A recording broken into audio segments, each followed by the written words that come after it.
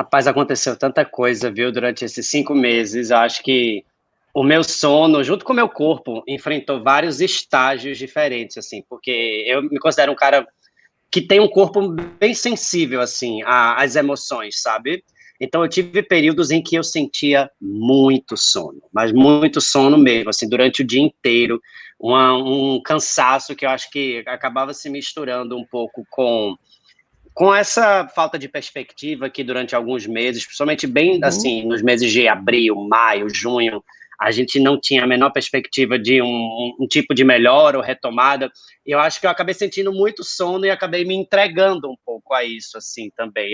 Eu experimentei não forçar muitas coisas contra o meu corpo, porque eu achei que ele estava pedindo isso. Uhum. Só que agora também, eu acho que ele se mistura, porque você pode ficar com muito sono e às vezes você pode ficar extremamente ansioso e perdê-lo também. Então eu Uhum. me vi um pouco assim nessas polaridades de sentir muito sono e às vezes não sentir sono nenhum.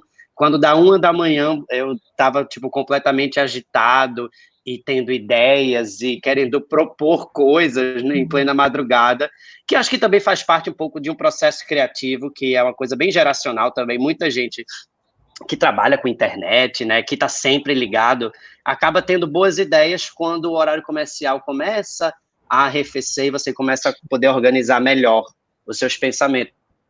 Então, nisso você embarca numa madrugada quando você vê são 3 horas da manhã e você está Uhum. digitando coisas, entendeu? Então eu fico É. ainda muito nesses polos, assim, entre ansiedade e um cansaço. Tô dormindo 8, eu acho.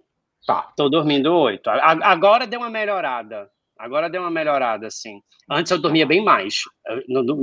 No mês de abril, maio, eu tava dormindo 12 horas, às vezes 13 horas de sono. E você acorda meio cansado até, né? De Uhum. dormir tanto. É engraçado, porque você acha, eu vou dormir muito, vou acordar novinho. Não, eu acordei exausto. Como assim? Dormi tanto?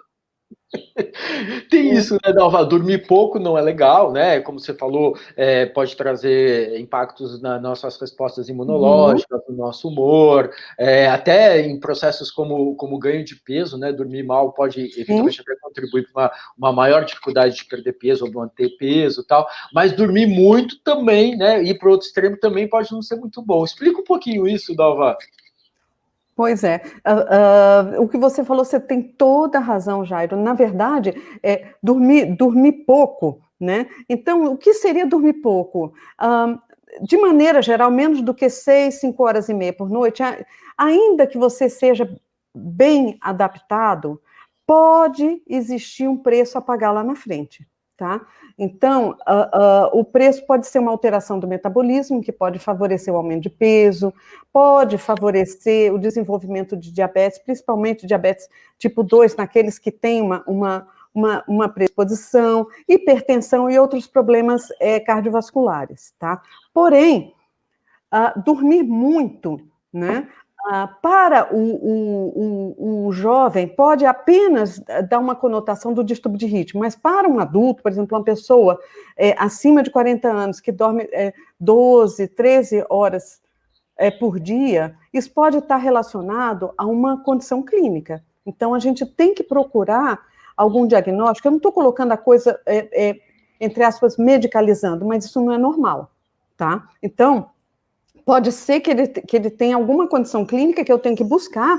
Por quê? Porque não é normal para um adulto dormir 12 horas por dia, todos os dias, né? Exceto naquelas condições, eu não estou dizendo que é bom nem ruim, mas na população geral, o que a gente vê? Na pré-pandemia, na época, ele dormia pouco durante a semana e existia uma tendência a um rebote no fim de semana. E aí, no fim de semana, as pessoas dormiam 10, 12 horas, né?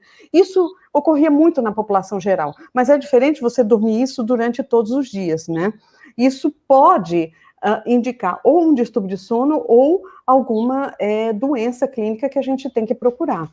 Existiu, de repente, um break, né? Uma mudança muito abrupta, né? E nós tivemos que nos reinventar.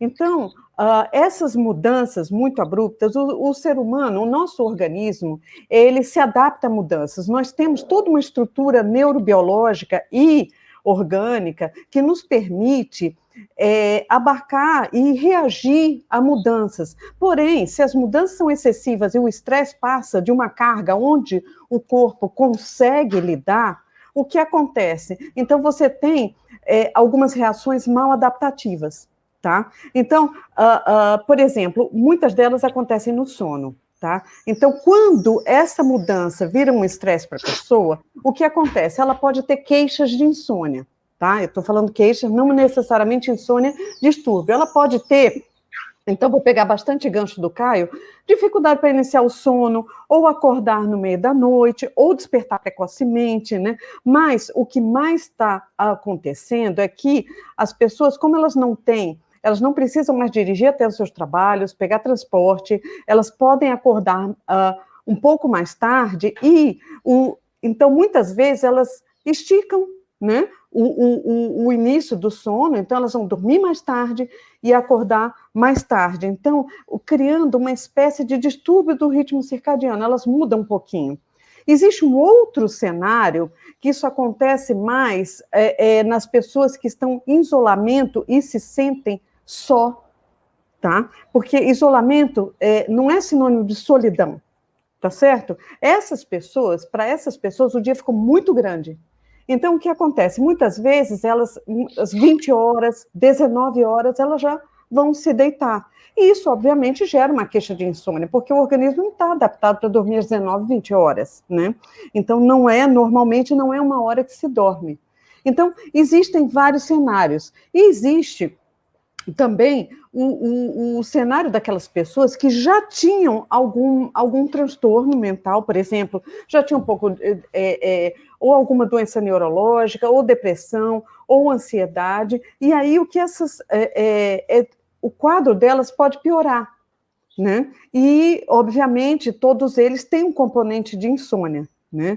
Então, quando você já tem alguns sintomas previamente, diante de um cenário, uma mudança de vida, né? A gente pode também dizer que algumas pessoas são mais resilientes, elas respondem melhor, né, ao estresse, então elas se adaptam melhor e outras se adaptam de uma maneira mais difícil, né? Aí a gente pode dividir em talvez em três parcelas da população, tá?